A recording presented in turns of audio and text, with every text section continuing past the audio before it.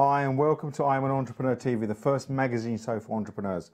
My name is Beju Solanki and along with Dave McDonald of Silver Island TV are the founders of I'm an Entrepreneur TV.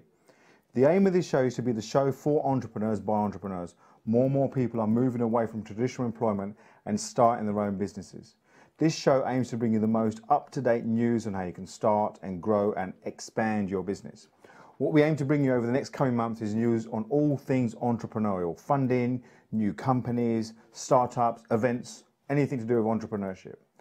Technology is never far away and there are new apps and software always being released to help new businesses grow their businesses. So we'll have resident experts on hand to give you what's hot and what's not in the world of entrepreneurship. There is so much out there. How do you know who to listen to? Well, we will look around the world for the best of the best and bring you the experts that are making the difference in the world of entrepreneurship today. Also, this show is about you, so we want your live tweets. It's going out live now. It is 8:05 on September the 8th.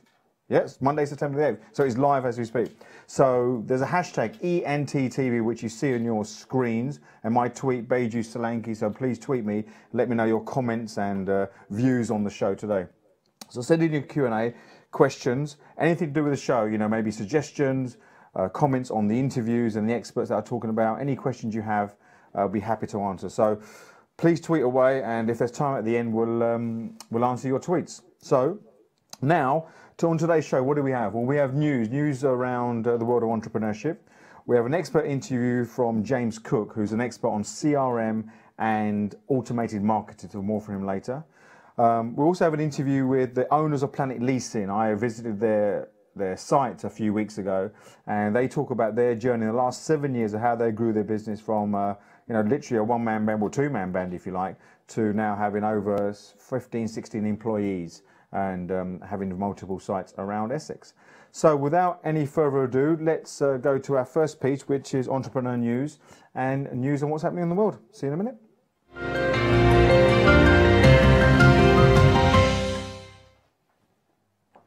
In 2010, tech entrepreneurs set out what they call the Coalition for Digital Economy, Kodak for short. And this month, they set out their manifesto that sets out 24 ways the government can make UK a world leader on digital innovation.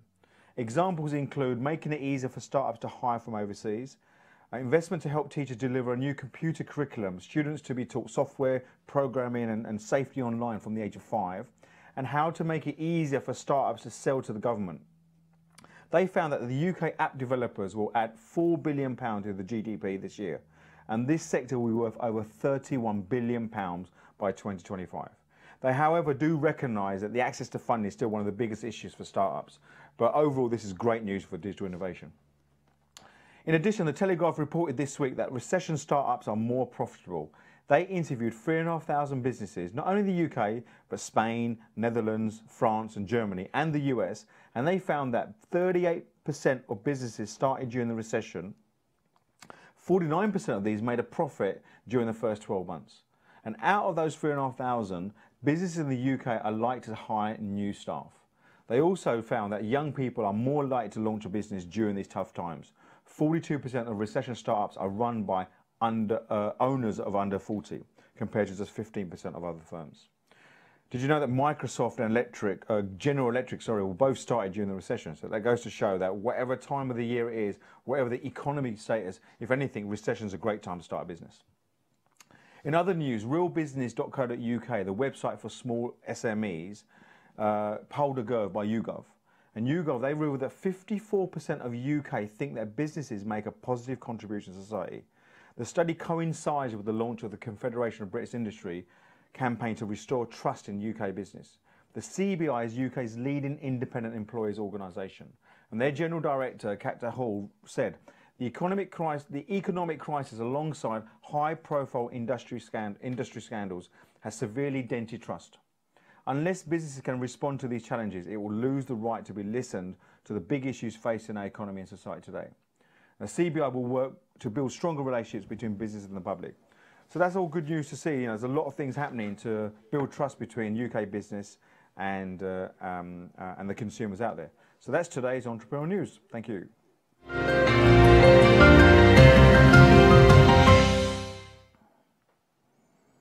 Hi there, so hopefully that was useful to you in terms of what's happening. Now, if you've got some news around entrepreneurship, maybe your company's secure some investment, maybe your company's takeover, or you're a new startup and you'd like to be featured on air, just tweet me at Beju Solanki. Don't panic. Don't know what happened there. Oh, there you go. Sorry for that transition there. So hashtag EntTv. As I say, this is only our second live broadcast, so there's going to be teething problems in terms of broadcasting as you do with live. So as I said earlier, James Cook is an entrepreneur and an individual who works with small businesses. Oh, let me get my thing. Small businesses, helping them.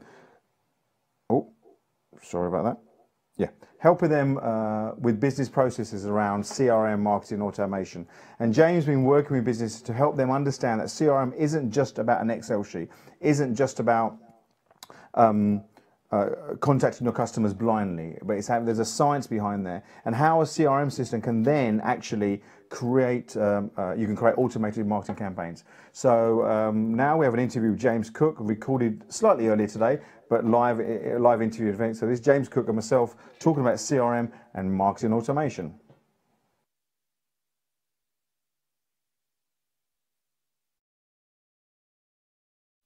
So welcome, James. How are you? Yes, very well. Thank you. Fantastic. Glad for coming down. You'll come all the way down from Hertfordshire. Hertfordshire, so a few hours away. Great, super. And who's at home waiting for you?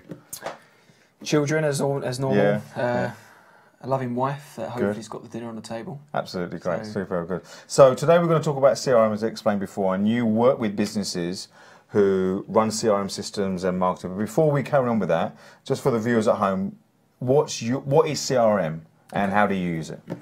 So you may have come across the buzzword CRM. Yeah. In short, it really stands for a customer database. So it's a place where, if you're attracting customers into your funnel from the front end, you've got to have the ability to be able to capture that information and have it there so that you can look at it at a glance, whenever really. But also it's a great opportunity so that when you are planning your next marketing strategy, you can look at the database you've captured originally and generally take off from there based on the feedback it's provided you, really. Okay, so a lot of people might think, because CRM stands for customer relationship. It's customer relationship management. Management, right. But to keep it short, customer management, I like to call it. Okay, because all customers should be related to absolutely. In somehow, right? Okay, absolutely. Okay. I mean, there's no business without customers, so it's a tool to help. So if someone's saying, well, my CRM is my Excel sheet, I've got all my potential customers and my customers there, and I've got their phone number and their email address. Yes. What else would I need? So in today's world, with the amount of technology about, how has CRM systems moved on from maybe the Excel sheet? Okay, so we live in this world where information is freely available. So there's lots of people out there that have multiple questions. So they've heard this and they've read that, but they may not necessarily always understand it in their own language. So where technology has come a long way is that it now gives you the ability to create custom fields. And those custom fields is where you can then start to ask or capture information based on their challenges or their concerns. I don't understand this. Explain that in more detail. Okay. But again, because there's a lot of people out there, the internet, Google gets, so many searches, I couldn't tell you how many a day, an hour, a minute. Yeah. You've got to have the ability to be there at the right time in order to take that information, so that 6 months down the line, when you're then trying to launch an upsold version of product A, for example, and you need to see a pattern of who's bought product A and their general challenges based on why they bought that, it just gives you the ability to then go, right, these are the sort of customers that have bought A. These tend to be the trend of some of the things they've been a challenge on. So I know that product B needs to be this. So one thing you mentioned there, which I want to touch upon you mentioned custom fields. What do you mean by custom fields? So absolutely, let's take this back a bit. So the difference between an Excel spreadsheet of people and a custom CRM system is that with Excel, you've got to filter through things. So if you're an Excel expert, for example, and you know how to filter columns or cells, think of that as a task that you need to do. So you think, well, actually, I need to be able to find people that have answer this question. Okay. The thing is with Excel, you've got to think of what question that is. So you might say, I want to target a certain age group. Absolutely. A certain profession. Or they might have bought one product. If they've bought this product, they'll be interested in this, but you don't want to tell them about. So that's that kind of thing? That's in a nutshell, absolutely. Right. So it just gives you the ability. So what I mean by custom fields is that where CRM has come on so much, it's now the ability to kind of capture more information than it used to be able to. Okay. And that we call a custom area. So a standard CRM will be what's their name, their first name, what company they work for, their job title, a direct number, an email address. So think of that as a standard CRM. The ability to capture information now could be what's their age, how long have they been in the industry for, what's their turnover. If you're working with businesses, if you're working with consumers, it could be a case of what's your pet, what sort of information do you need regarding selling services for pets? Where do they shop? Absolutely. Maybe they have children. Maybe they have children, yes. Yeah. Because one of the things about growing and starting your business, I'm sure a lot of people viewing today might be starting their businesses or might have already, or thinking of starting a business and probably thinking, well, CRM and all that kind of thing, I'll leave till later. And some people do. But it's important to know what you're dealing with. So what you're saying is a CRM system gives you product, gives you your information about your target audience beyond just their name and what they've bought, basically their age, what kind of restaurants they may go to, what things they've bought from before. So you can target them a bit more efficiently. Is that what you're saying? Precisely. Okay. Absolutely that. So when someone, say you've got a CRM and a system that you use, and there's many out there, and we don't want to go through sort of the difference here, we'll touch on it a bit later. So when you have a CRM system and you've got certain demographics of your customers, so what? Exactly, and this is where innovation has really come out of the shell from a standard CRM, which could be an Excel sheet, to now a cloud-based solution where you could log into it anywhere in the world. It's once you have that information, again, living in this world we live in now, whereby the whole idea of pulse buying is a thing of the past. There's so much information out there on the market where people can literally click a button and it's there for them. Where you need to work is being there at the right time. So when your customer is ready to buy, you want to be in front of them. So you've not just educated them to understand your product, you also need to be there once they're ready to make that buying decision. Right. Because what happens where, and this is the difference between blanket marketing, as I like to call it, or broadcast marketing, where you're literally selling. Well, that doesn't work either. What you need to be able to do is proceed. Once you've given that value, so they've come into your database, they understand you're an expert in your market, they understand you perceive yourself as the go-to or UK #1 or worldwide #1 go-to team. You've also then got to say, well, it's not just about, well, you've got this, we now need to educate them. So drip marketing in an automated way is where plugging a CRM to a marketing system really comes into its own. Right. So really, what you're saying is customers are going to buy stuff. They're going to buy stuff. You want to make sure that you are at the point of them buying stuff when they're ready to buy. Exactly. And to broadcast, it's probably bit old school, if you like, or quite uneducated, just to send out messages willy-nilly and hoping that you're going to meet. It's like someone saying, well, I'm going to sell TVs and I'm going to send everybody that is on my database TVs. But if someone's already bought a TV 2 weeks ago, they're not interested in that message. Exactly. Yeah, so it's about understanding your marketplace and how you market to them. And when we're talking about go-to person, some people might be thinking of, what am I an expert on? Whatever you're selling or whatever you're offering, whether it's a product or a service, you are the go-to person. You're the go-to person. Right. Precisely, and that is what you've got to perceive yourself as, because, as mentioned, with what's available now worldwide on the internet from your mobile phone nowadays, there are lots probably of people that could be doing something quite similar to you, but what you've got to sort of differentiate yourself with is the ability to say, well, yes, I do this, but I'm going to help you in these ways. So you're providing them value, and to do that, and to make it more effective, and also to save you time, an automated marketing campaign is where it could really come into its own. It delivers to you as though I'm sending you a message, even though automated bit of kit has done all the hard work. But because you're tied it in with a CRM, the customer database, you can take that targeted, personalised message one step further. Because with the ability with the custom field, so going back to the custom field area, where I've captured you have a cat and you're quite fond of cats, you spend a lot of your time, a lot of your hobbies based on the cats. Yeah. You know, you've got to have that market, that message delivered to that person as though, okay, you're talking to them. Exactly, you're talking to them. So, oh, did you know the next crave is, you know, making pretty things with how you can present them a birthday present, for example. You know, and the idea really is, again, to also eliminate multiple systems. There's no point having a CRM that does one job.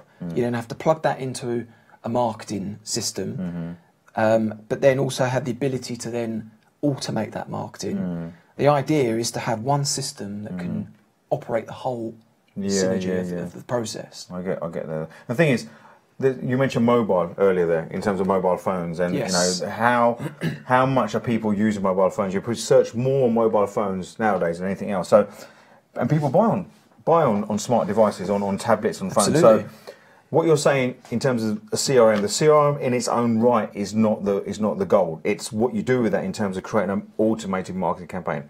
Let's go back to basics. What is an automated marketing campaign? Okay, so let's use an example for this. So I'm a prospect. You are a company that I've found on the internet, and I've filled my name and email address on.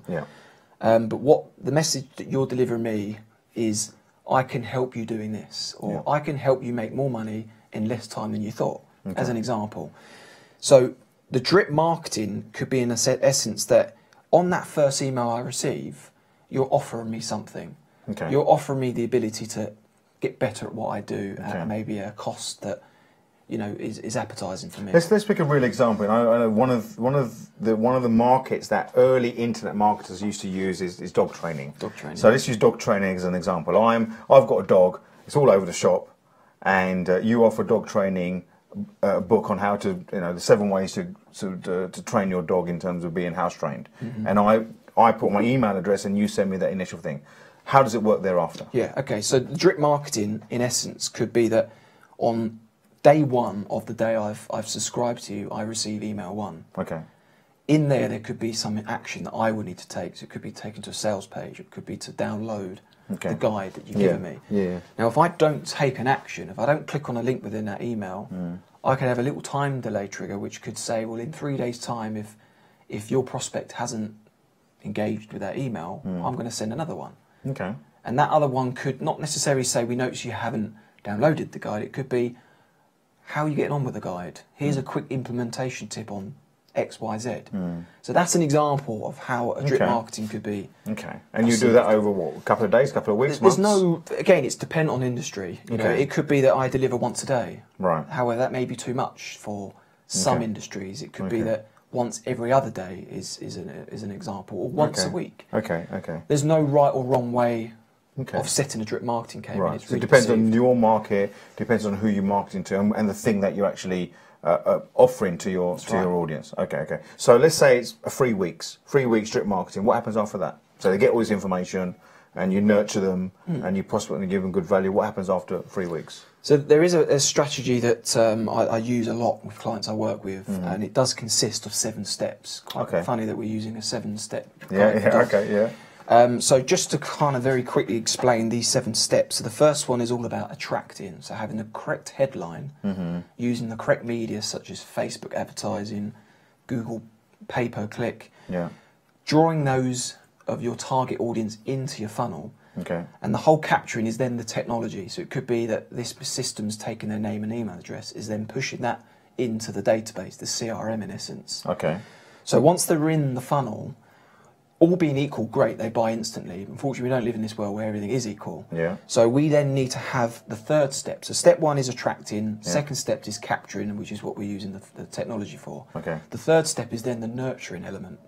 So now that we have them in the system, we know that they are partially interested in what we do. However, the trust, the validation may not be there at this time. This is where the nurture step 3 comes in. So it could be that we're now providing more value, or providing extra value based on the value we provided, just giving them more carrots. A little bit more. Just look, if you didn't understand this, here's another way of thinking about it. Once you've read that guide, think of the first things that come to your head, then prioritise them in levels of urgency. And then go ahead and get on with it. So then once that nurture step has then come in, we then go into step 4, which is where we're then going to start to convert those prospects into customers. Okay. So we need to give a very painless, free exercise to go, right, you get what we're doing, you understand the concept of what we're providing you, here's something I'm going to offer you. Okay. And put some level of urgency in there. Sometimes an offer deadline really works, and because you've got the strict marketing, it gives you the ability to go. So let's have a quick recap before we get to the 7. So Yeah, first absolutely. is attracting the customers. So attracting the customers into your funnel. So if you're a dog trainer, you want people who have got dogs to say, look, get this free book and we can train your dog. That's right. The second thing is nurture. No, second is capturing. Capturing. So you've got to attract them to a headline. Step 1 and 2 is it more or less works in synergy. Yeah. So you attract them to a headline or an offer, and then you got to capture them. So what do you want from them? A name or an email? Yeah. Do you want their address? What would it be good to ask for name, email, the address, phone number? What's the best way to capture? At this stage, it's best to keep that as simple and less sort of capturing at the moment go, really. Okay. Ideally, first name and email address is fine. Okay. And this generally what takes us on to the next step, which we'll get to. Right. Okay. About if you need more information, then. Okay. Because you want to give the barrier low. You don't want to give them an excuse not to. Yeah, I mean, I have a rule where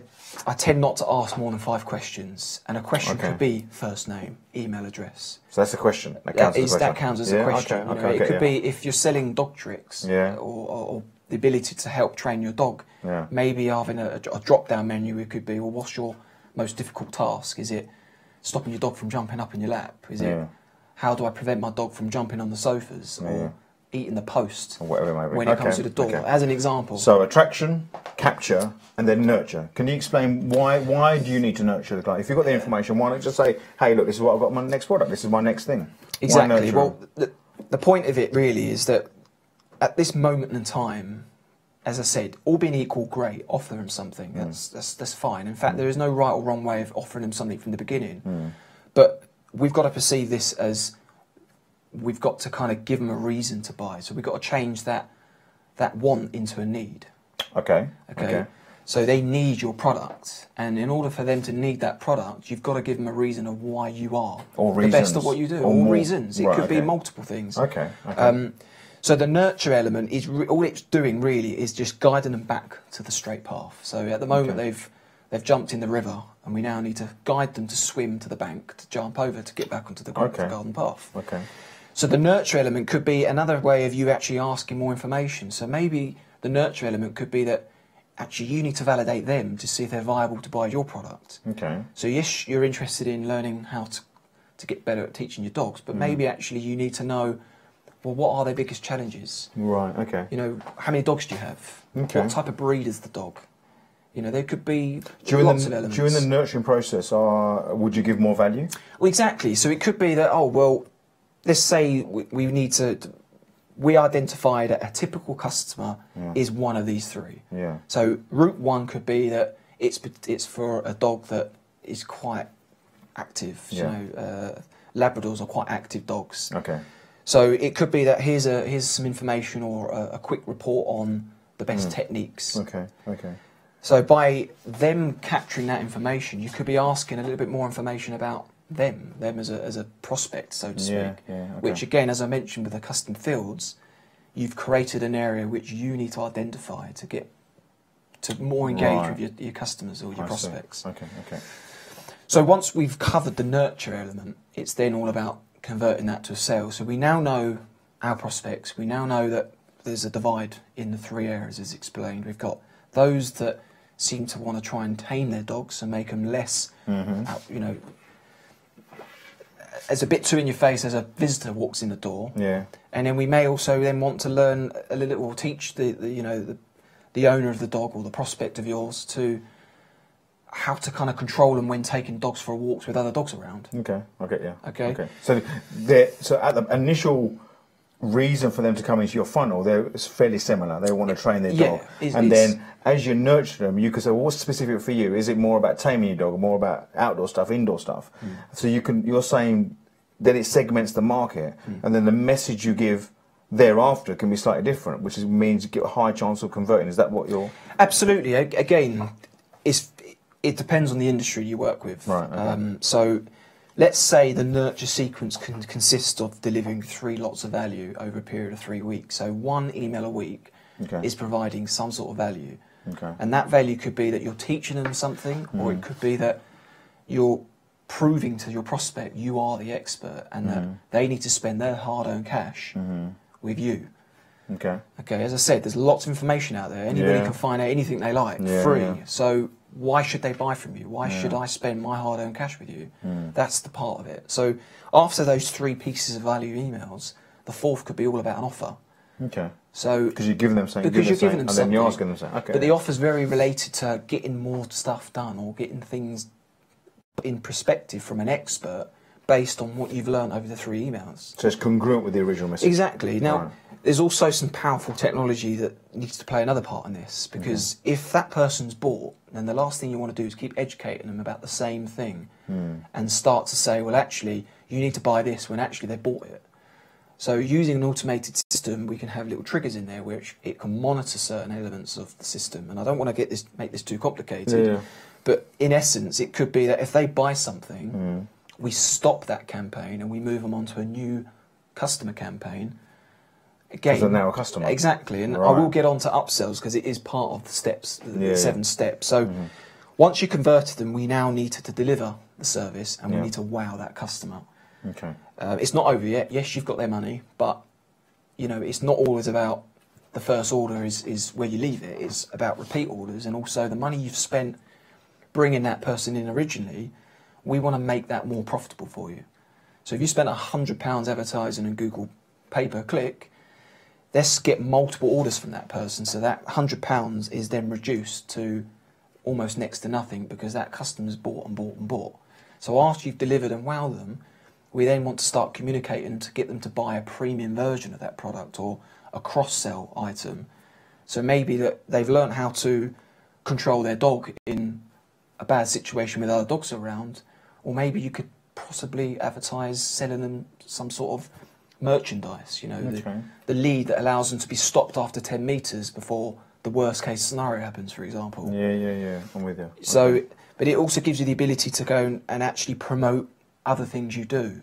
Again, softly, you know, we still want to provide value and then gently give them a sale. Don't go, you need to buy this because you bought that. It's give them a reason to buy it. So we're up to 4 steps. We've got attraction, capture, nurture and deliver. So, and then upsell. So that's we're on the 5th. So deliver and satisfy. I mean, just to reverse slightly, deliver and satisfy, the reason why I've not spent a long time with it is because it is down to you.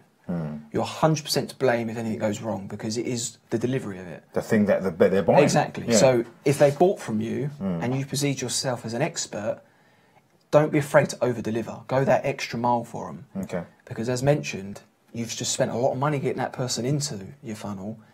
Let's get more value out of them. So over-delivering means when you do upsell to them, which is the 5th stage, they're not going to go, oh, it's £50 or it's £100. They're going to go, I love this company. So what I'm going to buy from them because they are great at what they do. What if people's thinking out there, well, it's all very well, you know, I've got a premium product. Do I want to give my best stuff away? You know, in the earlier stages, how's the balance work? Again, it's really down to industry again. You know, you don't obviously want to give too much away, but at the same time, you don't want to give too less away where it's not going to actually convince them to buy more.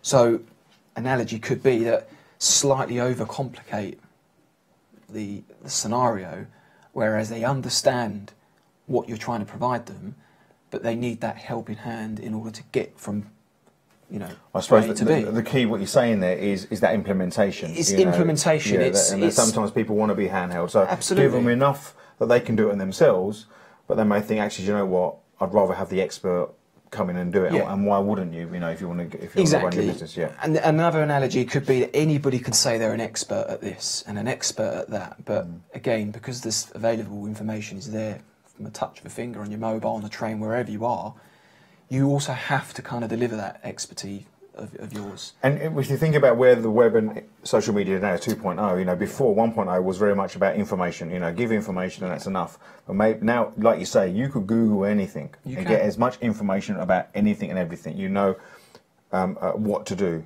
But what people are looking for is the implementation and how to do it. And what I'm hearing is that the automated system allows you to position yourself where people want your implementation. Absolutely. And your expertise. Right. It also allows you to control the sales cycle, to control your pipeline, because if you think about it, it's automated. So therefore, you've already built the cycle. You've already mapped out every eventuality of that person buying from you. So you're in complete control. It's not, I'll give you a call next Thursday, when that guy's not in, and you're then saying, I'll give him a call on Friday, or I'll send him a quick email. When he could be on holiday, but you didn't know that. See, with drip marketing, you've already discovered your target audience. You've already captured the information you needed to capture to identify what product will be most suited for them. And then the actual nurturing element is all pre-written. So the hard work starts from the beginning. The easy work is all you've got to do is feed the system. You've got to spend money on advertising and get them in the system and let the system control the rest. You mentioned system there. We'll talk about systems towards the end of the interview. Absolutely. In terms of how that works. Okay, yeah, great. and exactly. So to go back into the 7 steps, so we're now up to, as you know, step Deliver. 5. So we've done the upsell. So we've done the delivery. Delivering, yeah. We've now provided the ability to upsell additional products. Yeah.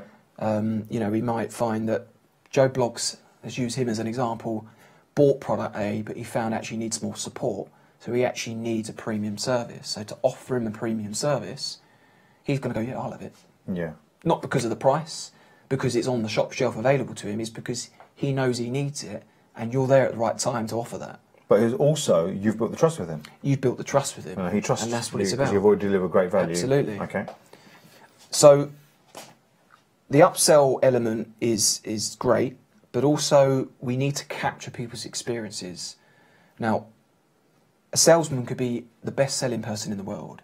However, a customer testimonial case study will outsell that salesman 500 times over.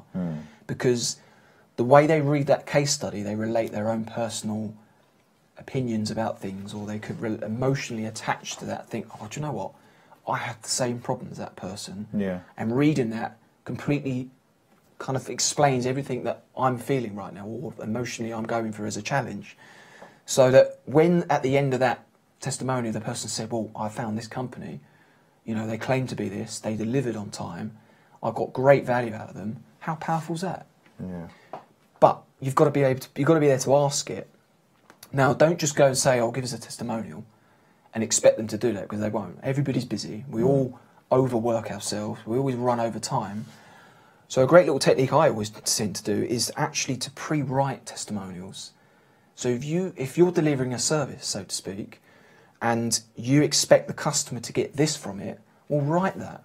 Write that, I found this company after months of searching for this particular need. They delivered this, they delivered that, everything was on time, everything was way above my expectations. And all you're doing is writing a testimonial for them and ask them, do you agree with this? If they say yes, we'll say, can I put your name and take a lovely photo of you to put against it? Done. Yeah.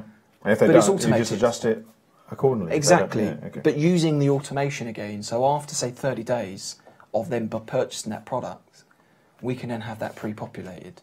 So the only hard work you've got to do is just to make sure that those testimonials are kept fresh. Right. So again, like the controlling the sales cycle, you've pre-written everything, every analogy, every possible outcome of a satisfied customer. Yeah. You've pre-written.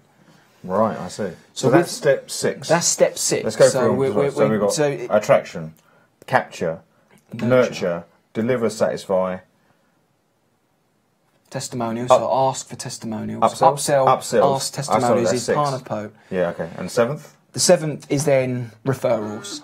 Right. Okay, so, and again, this is a whole session on its own, because there is many strategies out there that work, that don't work, and it's like one of those, is Google pay-per-click the right media platform for me to search for? I don't know until you try it. Very similar analogy from referrals.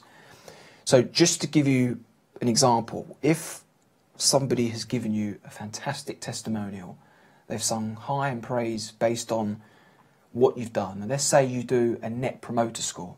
So what a net promoter score is saying, out of 10, what do you think, would you refer us? 10 being the highest, 1 being the least. So what we can do is anything based above 5, we can have another area of the automated system trigger some sort of referral campaign. So, okay, we noticed that you gave us quite a high score of referrals. Well, here's your chance to provide us with the details. However, the problem with it is that you've got to give them something in exchange. So think back to step 1 and 2, attract and capture. You're in essence buying their name and email address in receipt of giving them some sort of value. So think of that as a referral. If you're going to be asking them to refer somebody, what are you going to give them in exchange? I know it seems as though that's outrageous, but unfortunately this is the way the world works. You know, why should I give you anything without getting something? Well, some will do it because they know they've got a great service. Some do. Some you need to give an incentive. But think of this as an analogy. If you're if you say to someone, look, if you refer one person, I will give you X amount of stuff in exchange, or I will knock off 15% off your next purchase, or I would give you a £100 gift voucher with Amazon. If you refer 2, I'll double it. If you refer 3, you get the whole program of year's program of dog training on me. So you're kind of encouraging them to give more referrals. So they're now thinking, who can I refer? Oh, I can refer this person. But you're there at that time to remind them to get the referrals in. But it's also in the context of value as well. So it's Absolute not about value. you don't want any referrals that are not going to go. So it's about offering value and knowing your marketplace. Because there's certain marketplace, because all that nurturing will allow you to do that. That's right. So I get that. So all right. So the 7 steps. So 7 steps. It's a simple process. Okay. It's a little time consuming from the beginning, but again, you make it complicated.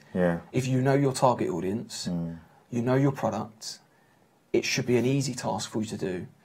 And then once set up... So tell me this then. You work with a lot of businesses and you implement that system. Where do most businesses fall down? Which step? Okay. So typically, they stop from the minute they sell one product. So as soon as they sell one product, they go back to the beginning. Right. So a typical customer life cycle could be they spend money to attract them.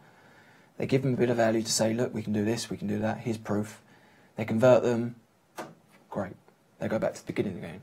So they actually forget, oh, by the way, now that you bought this, do you know you could also buy this? Right. Or you could buy that. Why do you think that is? Why do businesses do that? I just think there's no right or wrong way of doing it. I think partly could be laziness. It could be that they don't understand what a customer is. You know, people that set up businesses are not always sales and marketing experts. So you've got to kind of put yourself in the shoes. So if I bought product A, what else could I buy? Think of that yourself. Could there be an element also of people, they bought once, they don't want to push it too much? It could be that you're scared to ask. Absolutely. I think a great example, and I think you've seen this, is I'm sure there's not one person watching this broadcast today that have not used Amazon. And as soon as you buy a product on Amazon, as soon as you put the order button in, the order process, and it's all been complete, straight away at the bottom you get opportunity to buy a similar product. If you bought a book, these are the books you might like. Absolutely. If you bought a widget of some sort, these are the widgets. And from my personal experience, I don't feel like I'm insulted. It's like, oh, thanks, Amazon. And so that's the sort of thing you're talking about, isn't it? That's after the nurture bit and sort of the deliver and satisfy, because the delivery thing is saying, look, what else could you have? And you feel, oh, thanks.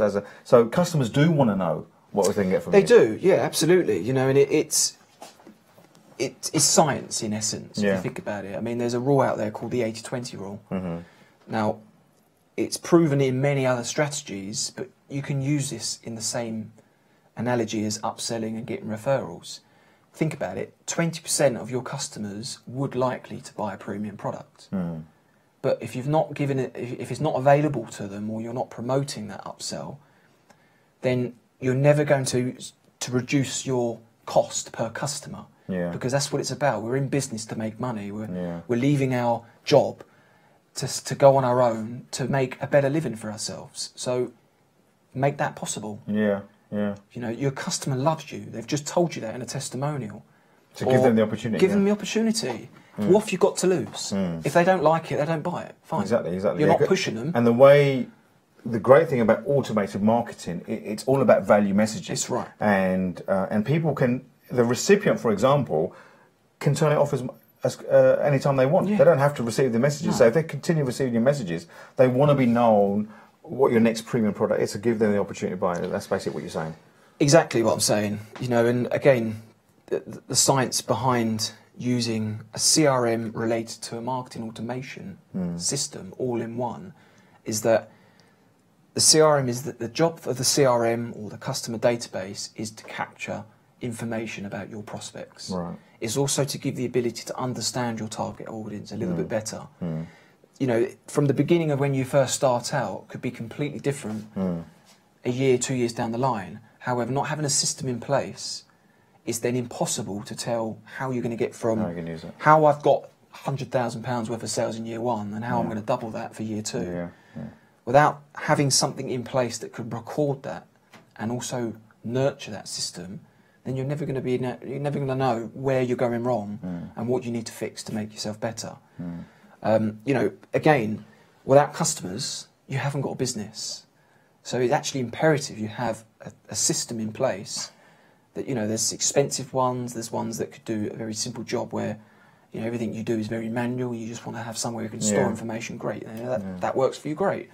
But there's also systems out there that can also save you time and grow your sales. So you talk about systems, and I'm sure people are thinking, well, you know, okay, great. So if you're talking about this, what system do you use? Now, I use Infusionsoft. Now, I know you use Infusionsoft. In fact, you're a certified trainer for Infusionsoft. Now, I must say, this is not an advert for Infusionsoft at all, but it's something that we use. But there are loads of systems out there. And the key is to find one. Infusionsoft might not be right for you. You know, AWeber is an email system. You've got iContact. You've got Constant Contact. There's a whole range of things. So I would encourage you to type CRM automated system in Google and see what comes up. But just for the purpose of the example given, how do you use Infusion? Does it do all those things you talk about in terms of nurture and capture and upsell and all those bits and pieces? Does that Infusionsoft use that system? Absolutely, yes. It encompasses multiple systems and it eliminates chaos. Okay. So there are lots of technology systems out there. Yeah. Some that you install on your machine, some that are freely available on any internet connection that you have using a username and password. So to give you an example of where Infusionsoft can play a huge part is that it can help your site work better in terms of your website, and I mean site as in website. So let's say you're promoting an advert on Google. Now, Google are a big believer of making sure that wherever they come from, it goes to the page that's relevant. Right. Now, I won't get into Google and how their medias work, but just to give you as an example, what Infusionsoft will be able to do is to plug in the technology needed to take that username and password. It then automatically pushes that person into your system. And from that, based on how they've came in or what response they've given, so let's say you asked for the name and email address and you asked a question with 3 possible answers. One is, I really need help in A, actually I need help in B, or I need help with C. Based on one of those answers would trigger a campaign built within the marketing automation of Infusionsoft, which will then specifically target relevant, valuable information to that prospect based on what they've given. Rather than it ticks a button and it's sent to one of the sales guys in the office to say, oh, we noticed you did this, which is fine, you can do that. Yeah. But the ability to kind of have that information available to them, for them to digest in their own time, rather than someone forcing the information on them, it just puts you in a better position so that when they do buy, they're going to buy from you and not your competitors. Right. So Infusionsoft takes the CRM, the marketing, and even if you like, if you sell online, it even takes the whole, and there's a buzzword for that, e-commerce, which allows people to buy online using their, like Amazon or eBay if you use one or the other, to capture, in fact, be there when they want to buy and they've got the credit card ready. I know that Infusionsoft is set up, it's specifically for small and medium-sized it's enterprises. SMEs, as I like to call them, and it's basically, you know, the big corporates have been using this, you know, Amazon and eBay have been using this sort of thing for years, and it's allowing the small business person to take advantage of the automated system available to them. So if you was to roll the clock 20 years ago, where CRM was only available to blue chip companies that are willing to put hundreds of £1,000s into something being customised, what Infusionsoft gives is the ability to have all the features of what a blue chip company had available to them, but at a fraction of the cost. So in essence, it's like buying a car on lease. You're paying a monthly fee for the car, and once you're done with it, you give it back. But with Infusionsoft, you're paying a license fee for it, and it's there to kind of help your business as opposed to costing your business. Great, sounds a great system. Now, I think we've talked about a lot of things here today. We have, yeah. And I know time's against us now. I think, how long have we been going? How long have we been going, producers? 38 minutes. 38 minutes, well, fantastic. It was only been half an hour, but great. There's a lot of information out there. Now, if people want to get in touch with you, James, how can they get in touch with you? Yeah, my website is brandbubble.co, Okay. no .uk at the ends. Alternatively, if you want to have a quick chat with us, there's our sales line is 0333 0124 042, and I'm available to talk. Great. So if, James is an expert around CRM and automated marketing. So if you want to get in contact, please do. It's been great talking to you today. Thank you very much for the and opportunity. we'll look forward to seeing you soon. Take care. Thanks.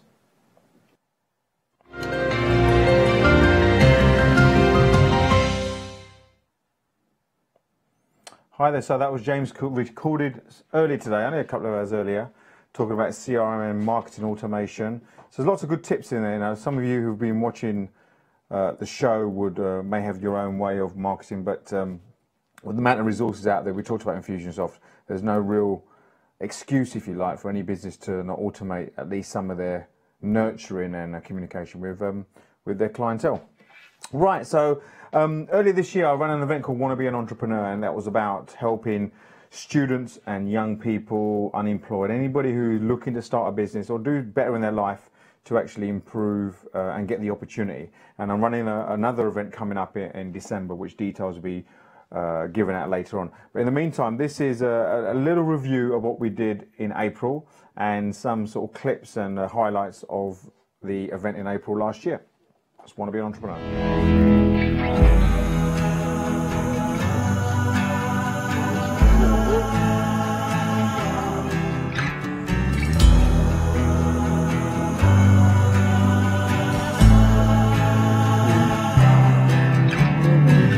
Burning and breaking, smiling and faking, arging and crying, laughing and lying. Burning and breaking, smiling and faking, arging and crying, laughing and lying. Together we rise, together we rise, together we rise. Together we rise, together we rise, together we rise, together we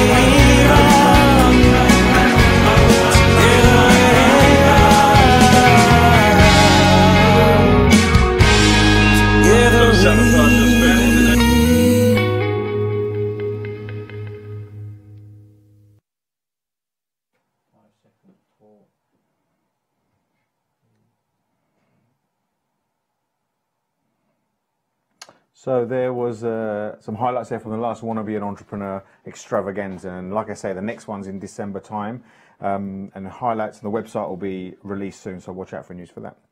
So part of the program, I also interview businesses on site. So if you're a business, new, old, wherever, anywhere in the country, Essex or London preferably, but easy for me to travel if you like. I'll come along and sort of interview you, how you've grown your business, what you've done, what successes and what challenges you've had. And early this year, well, a few weeks ago, I interviewed Darren, Nash and Gary Rose at Planet Leasing, the co-owners at Planet Leasing. They're a car brokerage company. And we talked about the challenges they've faced over the last 7 years growing their business, some of the things they've overcome and what they've learned about being in partnership, especially. So if you're someone looking to start their business, but also going in partnership with someone else, maybe there's some insights here in what Darren and Gary's got to say. I'd like to apologise about the sound. When we did the initial recording, there was a problem with one of the mics. So if you want to turn up your sound a little bit when you're listening to the interview, but here is Darren and Gary, with my interview at Planet Leasing.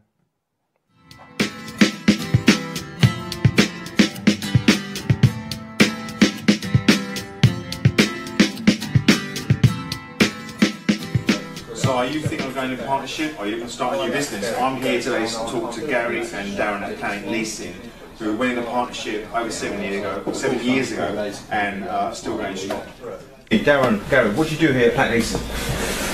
We source and finance vehicles for private individuals and businesses. Anyone between 1 and 50 vehicles is our core market. Right. Now I know that you started 7 years ago, just the two of you, from an idea. Where did the idea come about? I've been involved in the motor trade now for over 21 years, and I was a bit fed up with the politics that was going on within the motor trade, only being able to supply single products, working for one manufacturer, and I decided to become a broker because I knew there were people in this industry and I knew I could do a better job. And so I enlisted the help of my co-director Gary, who was in a separate business, and we started Paint Leasing in 2007. So prior to 2007 you were doing something completely different, Gary? I personally, yes. Yeah, I was running my own commercial cleaning company, and also I was building a portfolio of buy-to-let properties. I see, right. I was approached by Darren, who, as he mentioned earlier, he was basically having to work twice as hard to stay still. He thought he'd like to do something for himself. Maybe he didn't want to take on the burden of the responsibility of owning and running his own business. I think he felt he wanted to share maybe the financial liabilities and also the responsibilities that go with running a business. We had the conversation, we agreed to do what we set out to do, and we've achieved that. So tell me, what were some of the early challenges? You haven't worked before, you were two people doing separate things. Darren approached you to start this business, and when you start any partnerships there's going to be challenges. Were there any, did you have like any discussions about how you want to run the business? What were some of the things that you talked about? Well, I think taking on a partner, you have to look at the benefits in taking on a partner, and also fundamentally whether you can trust that person. I've known Darren since school really, so I've always known the sort of character he is, a hard-working guy, very committed, dedicated, obviously with a view to succeeding. So I thought, well, he'd be a great partnership for me, and hopefully he thought the same. Yeah. So Dan, when you came up with the idea, you thought of Gary straight away. You know, why did you do it on your own? Why did you go to? I've been thinking about doing various things that weren't related to the car industry, but then I realised that after having been in the industry so long, it would make sense to continue with my expertise. Okay. But I'd never run a business before. But I knew Gary had run a business and liked earning money, which is always a good thing when you want to start a business. Yeah. So I knew Gary wanted to start a new challenge because his existing business was kind of running itself almost. Okay. So we decided to start the partnership. So when you started the business, what did you have? What was it? You know, did you get big offices? Did you get lots of staff? How was it? I think what we decided to do was keep our costs as low as possible. So we found a very small unit above a supermarket that had closed down. We negotiated quite hard on the rent. It worked out something like £35 a week, including lighting and heating and water. So it basically meant that we didn't really have to work for the landlord. Right. We signed an easy in, easy out type contract, and within, I think it was about 2 years, we had outgrown that business. There was Darren and I plus 3 then, so the 5 of us then moved to our second branch. Right. Okay. So within 3 years, you grown so much you had to move to a bigger. Within premises. 2 years, we went from 2 to 5. Okay. So we went to our second premises. We grew there from 5 to 8. The 8th person was working off of a child's desk with a laptop because physically there wasn't enough room. And then we thought we need to scale up, and we decided to come here. There was 8 of us that joined us here, and this business here has grown since, and there's now 15 staff just at this one branch. Wow. And we are busting at the seams. So after the initial enthusiasm and you sort of, you know, you enjoy the ride the first 2 to 3 years and you moved, what were some of the early challenges you came across? Maintaining staff, as things grow, keeping staff happy, making sure staff are obviously doing what they're supposed to be doing, and obviously ultimately earning money because that's what they're here to do. Yeah. Being able to grow the administration side of the business to keep the customers happy. The more business that you do in this industry, the harder it becomes because you've got more challenges, more vehicles to be delivered. So that, you know, everything's a challenge. You just got to keep on top of it, basically. You mentioned about the early enthusiasm. Yeah. That enthusiasm has never left us. We are more enthusiastic today about our business than we were when we started the business. And I think it's our enthusiasm, our focus, and our drive that's made us the directors of a successful business with some very, very big plans for the future. So why do you think that's stayed with you? Because I see a lot of businesses where the initial enthusiasm is there, and then stuff happens, and 2 or 3 years down the ride, and they just get, you know, in the routine of doing the thing and forget the reason. Why do you think your enthusiasm has been there? Because quite often a lot of businesses just carry on doing what they're doing. They don't look at new challenges or try and change what they're doing. You've always got to change with the times and change with the environment and the market, and that's what we've done. Right. And you know, we've always taken advice. We've always looked at trying to grow the business in a sustainable way. We've taken advantage of government schemes that a lot of businesses don't. The apprenticeship scheme has been fantastic for us. We've been able to take on local young people, nurture them and turn them into full-time staff without necessarily massive costs from recruitment agencies. Some businesses spend too much money, don't leave any money in reserve to grow the business, and it all ends up like a pack of cars. We're also very cost sensitive, so we don't spend money unnecessarily. We spend the right amount of money if we feel we're going to get a return on our investment. But the enthusiasm for the business, we're always looking to push the business forward. So today we opened the doors at 8:30. When we shut the doors at 6 o'clock tonight, something in the business would have changed. It would have nudged itself slightly forward from where it was to begin with, and that's what we've done every single day. Given the opportunity, we'll always try and improve and add more value to our clients. So over the last 7 years, what have you learned about yourselves? I learned that I spent an awful long time working for people that didn't appreciate what I did.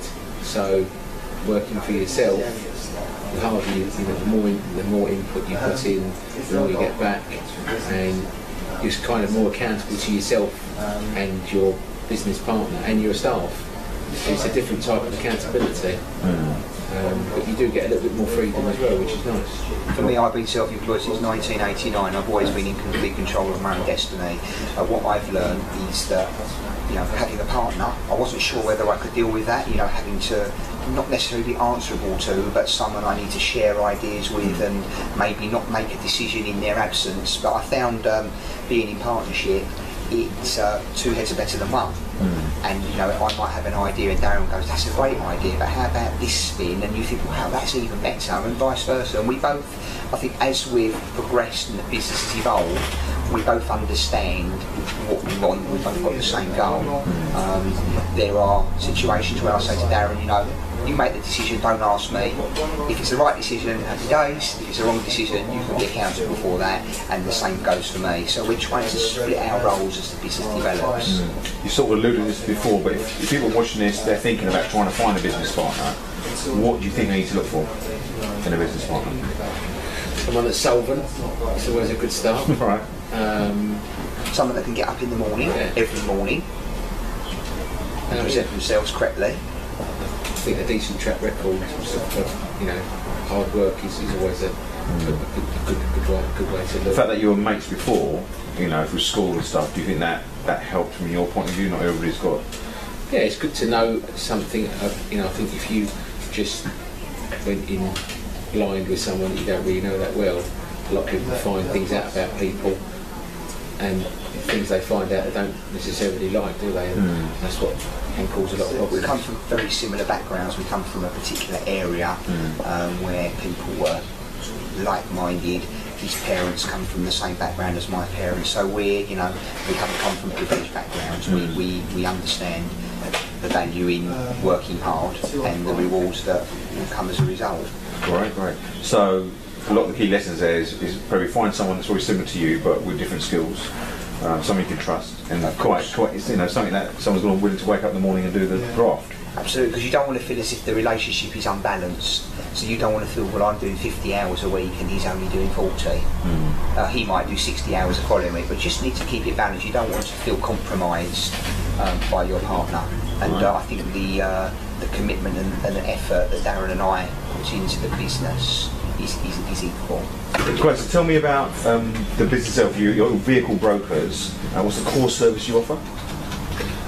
Sourcing vehicles for people and saving people money. Right. Basically what we do, we have vehicles on a wholesale cost, and we pass those savings on to individuals and businesses. Right. So if they walk into a showroom and look at a particular vehicle, we can normally do that vehicle cheaper because we don't have the same overheads, and we've also got funding options that the main dealers don't have. We've got yours is a classic example of looking at a market and sort of seeing there's a need there, because everybody's been buying vehicles for... There's clearly a requirement for what we do, but just going back to Darren's question you asked Darren, it's like when you go into a supermarket and buy a bottle of water, it'll cost you £1. If you buy a 6-pack, they work out less than £1, so you're basically getting more for less. So what we do, we offer that back to the client. You know, although they only want one vehicle, we're buying a multi-pack of those vehicles, so they actually benefit from our kind of wholesale rates, but they're only committing to one vehicle. I see. And we're always adding value, and as Darren says, we haven't got the expense of running or working from a £3 million glass showroom that has lots of staff that don't necessarily bring in money, and as a result they have to be paid, the margin has to be retained within a particular vehicle, and as a result the customer pays X, but coming to us they'll pay less than X, but they also get a better service. So a lot of people, we look at the start business and thinking, I want to find an angle in a market, you know, and they sometimes think, well, if it's such a good angle, someone must have thought about it already.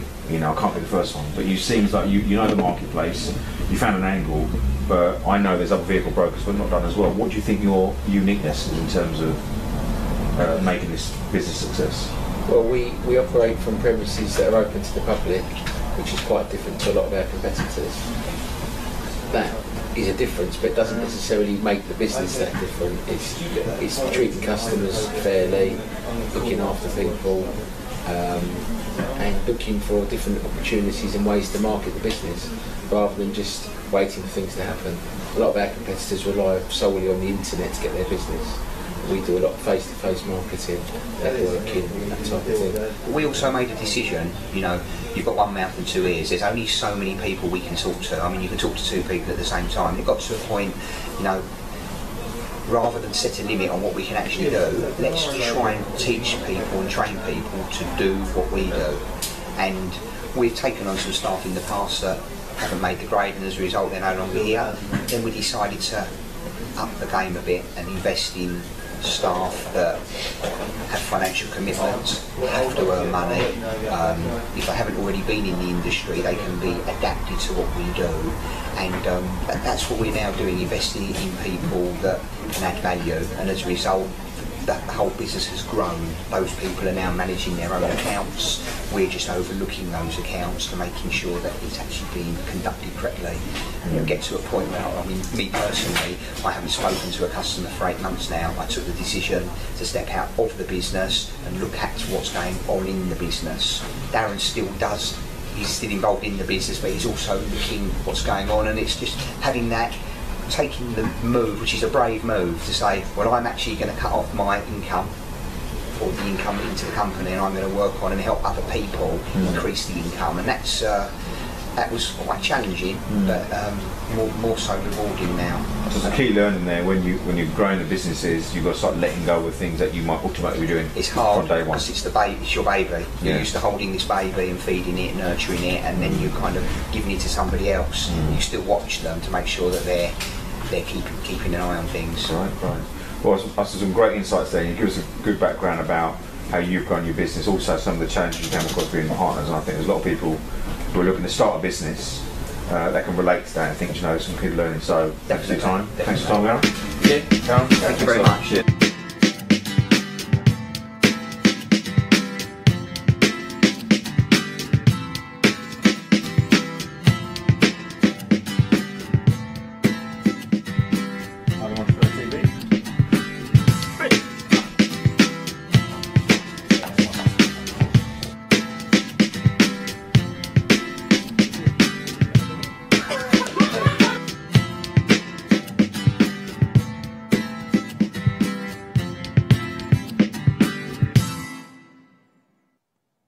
Hi, so hopefully you enjoyed that interview with Darren and Gary, that Planet Leasing, talking about their challenges over the last 7 years of building their business. So that's it for this week's show on I'm an Entrepreneur TV. Hope you've enjoyed the insights from James Cook around CRM and marketing automation, and also from Gary and Darren at Planet Leasing. Our next broadcast will be on two weeks' time, September the 22nd, same time, 8 o'clock. I'd love to hear from you, your tweets, so hashtag me at EntTv, tweet me at Beju Solanki. Ideas, if you want to be featured on the show, give me drop me a line. If you know a company that would like to be featured, drop me a line as well. So we've got some big plans for the channel and big opportunities. A couple of things I want to tell you about is a lot of the people, like for example, that last video was edited by my daughter Sapna, and I'm working with a number of apprentices on the channel to get them involved in production. And also I've got some massive plans there. So if you're interested in getting involved with the business side of I'm an Entrepreneur, the TV channel that is, drop me a line, drop me a tweet, and I'm looking for different opportunities and different people who can maybe take this to another level. But there's some exciting things happening, and if you're interested, just drop me a line. In the meantime, I hope you have a great week, and remember, it's anything that you do has a consequence, so make sure you do really good things out there. So this is me, Beju Solanke, I'm on EntrepreneurTV, and from myself and Dave, who's on production, from Silver Island TV, that's good night, and I look forward to seeing you in 2 weeks' time. Bye-bye.